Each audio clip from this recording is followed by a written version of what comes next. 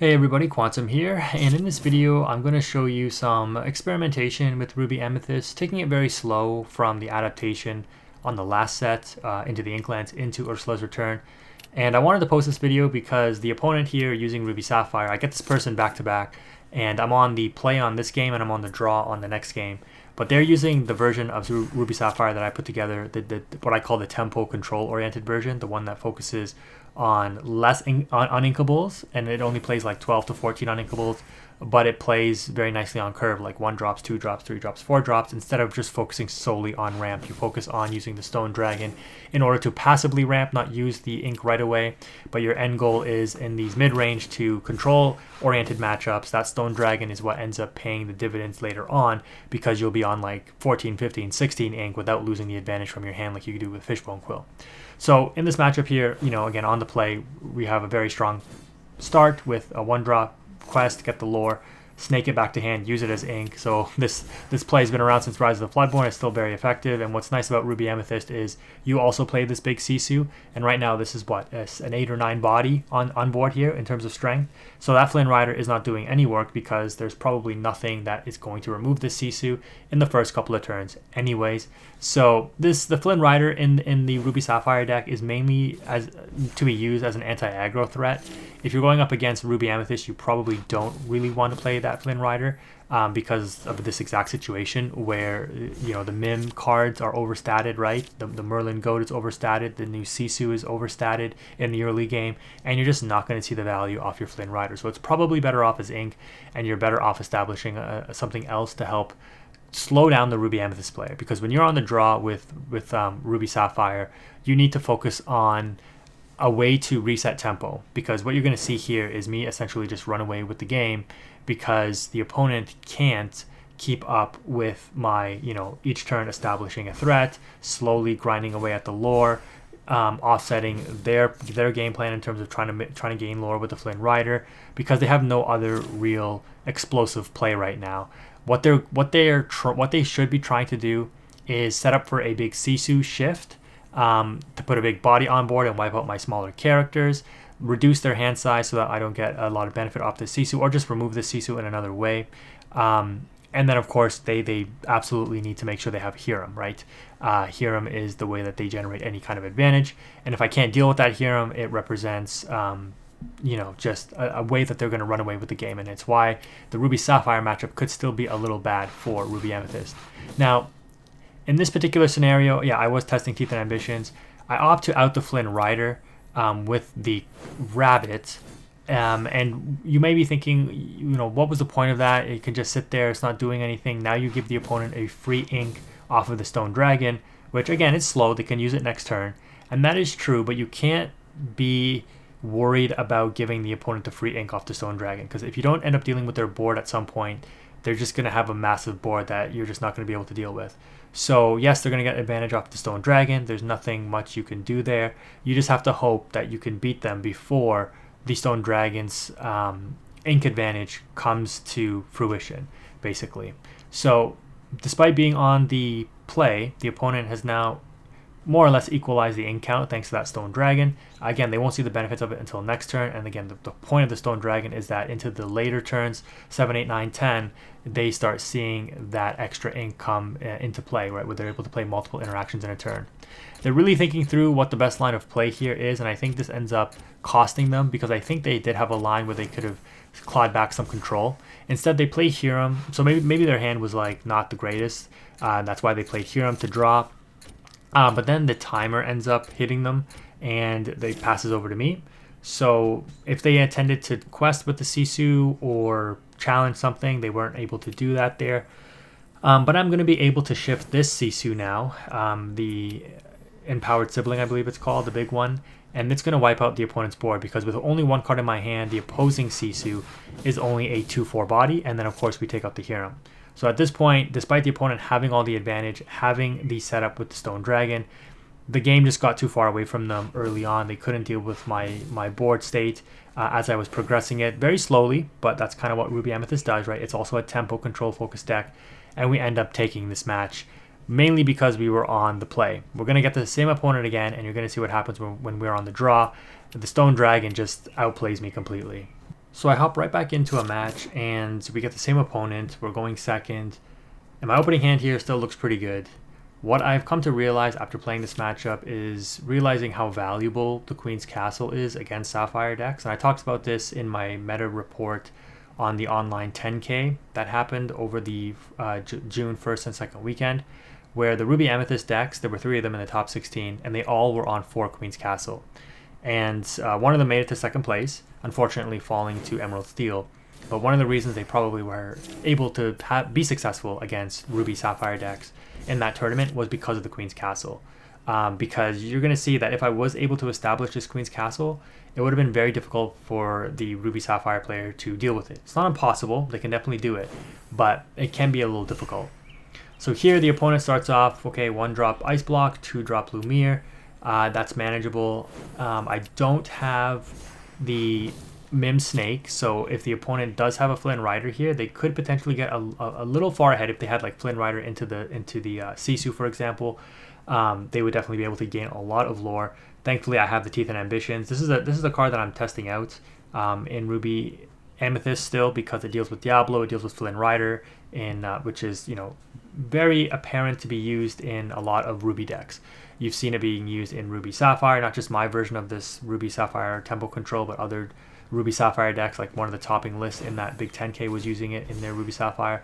And it does seem like Ruby Amethyst is also on the Flynn Rider as well. So when I was testing it in this build a few days ago, it's shown to be pretty effective.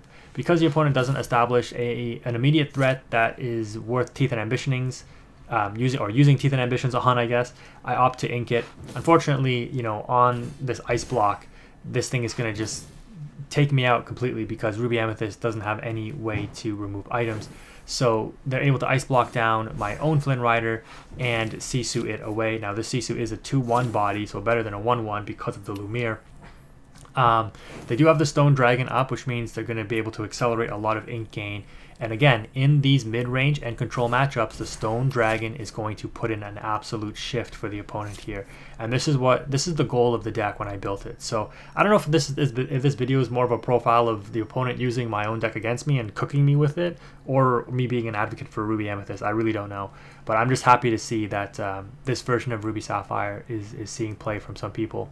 So they're inking the Goofy. They've got 2 cards in hand, and once again, the problem with Ruby Sapphire is they need to see the Hiram, right? They're on 1 card, I'm on a ton of cards, and I'm just like, okay, like I should easily have this in the bag. They've got a Sisu, a weak Quester. I ink a Queen's Castle. Okay, I have another one in hand, so it's like not the worst, okay? And I'm thinking like, do I brawl the Lumiere here instead of, well, I can't brawl the Flynn Rider because it's a 3/2 body. I can only brawl the Lumiere. So I do that, and I pass turn in order, Quest with the Rabbit pass turn, in order to mitigate the lore gain off of the Flynn Rider, because I have a 2/3 body on board, and the strongest thing the opponent now has, now that the Lumiere is gone, is the Flynn Rider at a 2/2 body. So they just Stone Dragon the Lumiere that I outed, and then use an Ice Block. So again, a very slow game state. I'm going to be able to Quest with Rabbit, put it back into hand with the Fox, get the card draw. Things are looking really good for me here.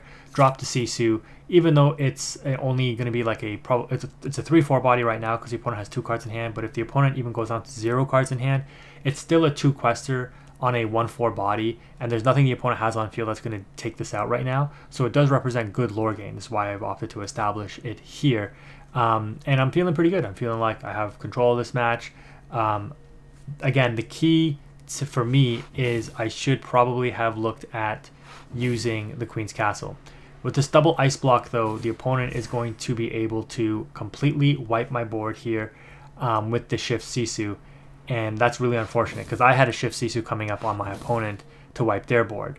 But again, this is the advantage you get on the play. You just get that extra little bit of tempo control in order to maintain control of the match. So here I'm kind of forced to ink the Queen's Castle. I don't know if I'd say forced, but it's my only inkable for the turn because I have uninkables in my hand, and I only play like 12 uninkables in this Ruby Amethyst deck. I could have just cast the Madame Medusa and kept the Queen's Castle in hand, which is probably the right play. The Queen's Castle right now, though, like it is very susceptible to getting like the Sisu just challenging into it. them playing out a Maui or something. It's just not, I'm just not in a great spot. But you know, they quest or they challenge with the Sisu, I can take it out with the Madame Medusa, right? I can just crash the Madame Medusa into the Sisu and my location should be protected. I drop double rabbit here, draw into a second big Sisu and a goat, and take out the opposing Sisu. So again, I'm feeling okay. The Stone Dragon is going to continue to build advantage for the opponent here. They're getting that free ink. But again, I got double rabbit. I'm feeling pretty good here. They drop a Grammatala to scry 2, and they grab 1 card. They're still on 4 ink, so if they were able to get a Hero, they're going to be able to play it here. Yeah, I was testing out Dragonfires as well. I think I've since come off of those. Just testing random stuff. But I drop a Goat, quest with the rabbits, and again, mid-range, traditional Ruby Amethyst stuff. Just put stuff on board that you don't care if it gets outed. I mean, I should be protecting one of these rabbits, but I mean, I'm not going to just sit there with them readied. I'm going to quest with them, hopefully draw a bounce card to bring it back to hand, because it is one of my main card draw engines since I'm inking my Queen's Castles apparently when I should be playing them. Anyways, the opponent's thinking for a little while here. Without a doubt, they're going to use the Stone Dragon to generate some more free advantage for ink. And again, I'm not feeling too worried, but all it takes is that one Hiram to start drawing into those big threats, and I could be in some serious trouble. So the Stone Dragon puts the uninkable Sisu into their Inkwell, the one that they played out earlier that I was able to banish. They ice block down my Goat, and I'm just like, oh man, another big Sisu. This is the interaction, right? Yes, I get the advantages of the draw 2 and the lore gain, but the opponent has the board state. I do have the Dragonfire to answer that Sisu, which is nice, but it's still not a great position to keep losing my board this way. So I drop Flynn Rider, I play the Dragonfire, and pass turn, hoping that the opponent quests with the Grammatala so I can take it out for free with the Maui. But these Sisus in my hand, they're not really doing too much, and I've since come off of these Sisus and opted to put back in Be Prepared, because I think I was testing no Be Prepared in these Sisus instead. Now the opponent shifts the Grammatala, and I'm just like, oh my gosh. This Stone Dragon is going to represents 1 lore now, and I have to deal with this Grammatala. The ice blocks take out my card in the Flynn Rider, thanks to the Sisu coming down. And despite the opponent not seeing a Hiram, there's not much that I can really do here. This Grammatala being a 4/8 body, I have no way to reduce its strength on Ruby Amethyst, right? So if this Grammatala just sits there generating advantage or generating lore off of the Stone Dragon while they generate the ink advantages, I'm just gonna lose. They're already on 11. They quest with the Grammatala going to 13, and they're on 13 ink as well. I'm only on 9 ink. I do have this Maui, and I'm going to be able to crash the Sisu and the Maui into the Grammatala, but I will lose the Sisu because of that. Yeah, I was on all kinds of weird stuff testing, guys. Yeah, the Tuk Tuk goes straight into the Inkwell, so probably a little bit on me for not playing a fairly optimized build of Ruby Amethyst. But I've cleared the board, and I've dropped the Sisu, and I have this Maui on board. So I'm just like, okay, even if they drop a Hiram here, I should be okay because I can shift this Sisu, take out the Hiram. They dropped the Goofy on me, and I'm just like, oh crap, that's 2 more lore. They're on 15 now, and they're going to continue to ramp, and they finally get the Hiram, and I'm just like, oh, that's terrible. Okay, but they draw 2. They still have 5 ink to work with. Are they going to be able to play another interaction or not? I still plan to shift this Sisu next turn, take out the Hiram, okay, and take out the Flynn Rider, so that's great value, and quest for 3 in the process. Okay, I don't even need to shift. What am I saying? Yes, keep the extra body on board. That makes more sense. You know, using my brain there in the match. Obviously not right now on the commentary. But they're going to Stone Dragon up to 15 ink. Grammatala once again, and I'm just like, man, I just can't catch a break. I can't keep up with the multiple interactions they're playing in a turn. They just like, it's just free. It's just free for them. So this is the benefit of the Stone Dragon. Despite me constantly trying to claw my way back into this matchup here, and the opponent only seeing 1 Hiram so far, it's just like the ice blocks and the Stone Dragons, like it's just too much to deal with. Because all of their Medusas, the Sisus, both the Sisus, with the ice blocks, they just represent instant removal. And on Ruby Amethyst, I just have no way to counteract that kind of play, right? There's no counterplay for me. So the opponent ends up just putting these characters on board, and I'm just like, yeah, I can't really do much here. They just quest, go to 18, and then just play another character in ready state. And if I can't brawl it or deal with it in another way, I just lose the game. So yeah, 16 ink on the opponent's end here, inking that Hiram.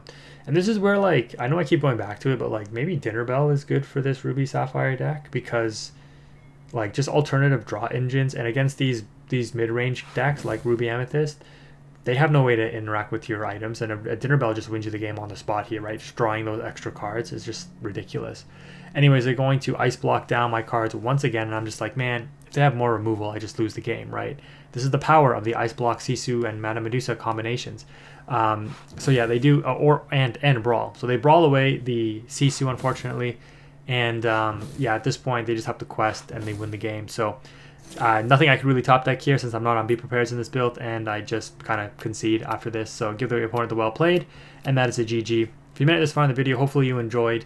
Let me know what you think about the Ruby Amethyst or Ruby Sapphire decks in the comment section below. Thank you again for watching, though. Quantum is out.